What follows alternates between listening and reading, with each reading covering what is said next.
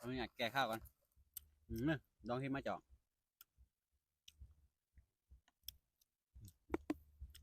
โบกเป็นไงหรอพี่น้องเอ้ย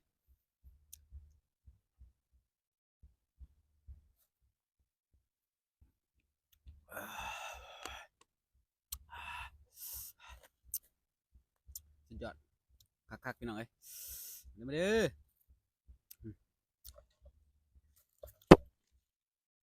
อ๋อใส่กับผักตอนใหญ่เลย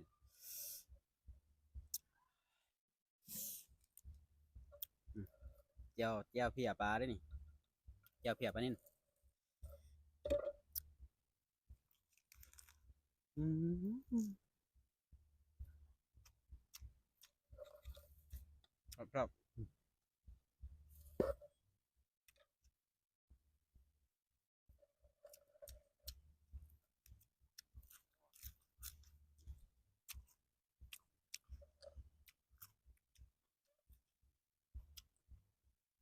ผมเครื่องหนึงกิโลตกกลุ่ม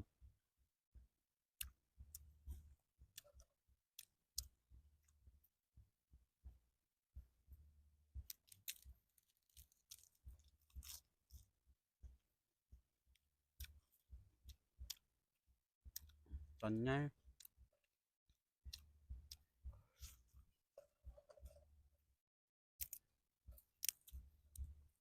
ปลานิ่นสดๆจากน้องสะ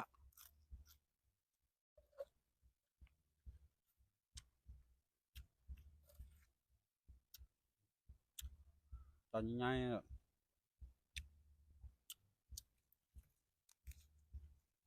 อันนั้นมันออกมันจะหยำง่ายอืมครับ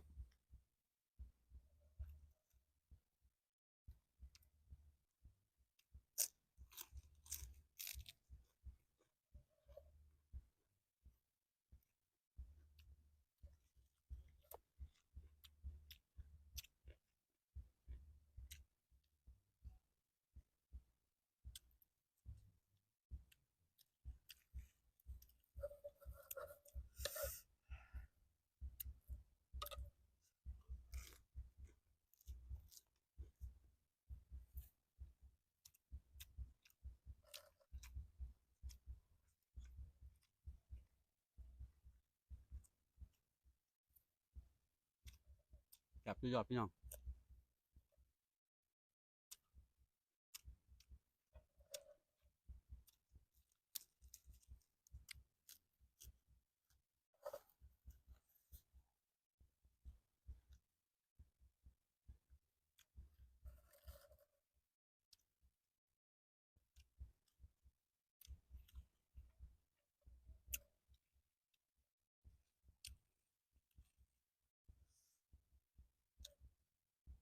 เป็นทองมันเลยใส่เข้าไปบ้างโอ้พริกเป๊ะคักฮะพริกไอ้คันเด้อ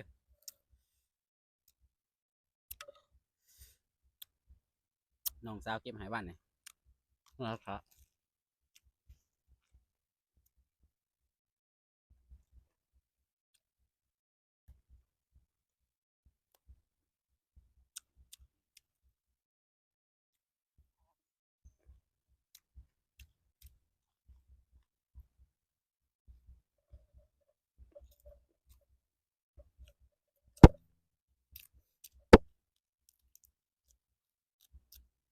มาเกือบคำก่อน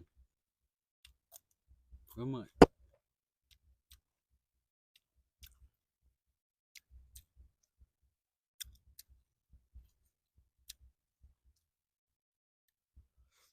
อืม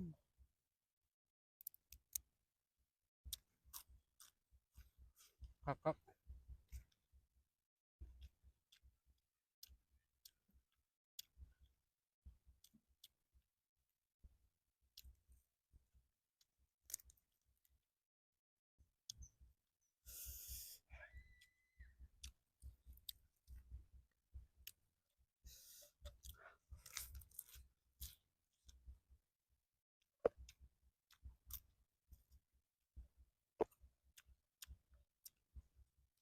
ฟังเก็บไม่ไหม้กรอบแห้ง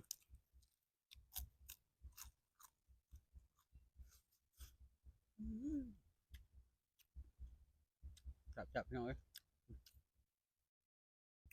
ก็ขาดกับใบพอดีห่อเลย